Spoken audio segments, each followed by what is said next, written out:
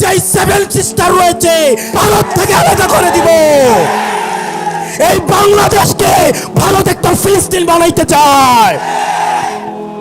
ভারতকে স্পষ্ট ভাষায় বলতে চাই, যারা আমার দেশের সার্বভৌমত্বকে বিশ্বাস করে না, যারা ভোটাধিকারকে বিশ্বাস করে না, মানবাধিকারকে বিশ্বাস করে না, যারা এই দেশের সন্তানদেরকে বিশ্বাস করে না, আপনারা যেহেতু তাদেরকে আশ্রয় প্রশ্রয় দিচ্ছেন, কথা স্পষ্ট করে বলে দিতে চাই, ভারতের যারা সেপারেটিস্ট আছে বাংলাদেশে আমরা তাদেরকে আশ্রয় প্রশ্রয় দিয়ে যে সেভেন সিস্টার রয়েছে সেটাকে বাংলাদেশ থেকে ভারত থেকে আলাদা করে দিব।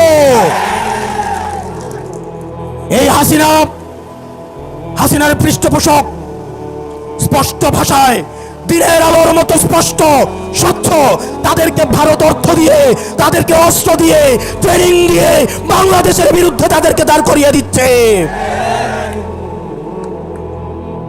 আমাদের ভারতের বিরুদ্ধে একটি পার্শ্ববর্তী দেশ বলার কোনো সুযোগ নাই।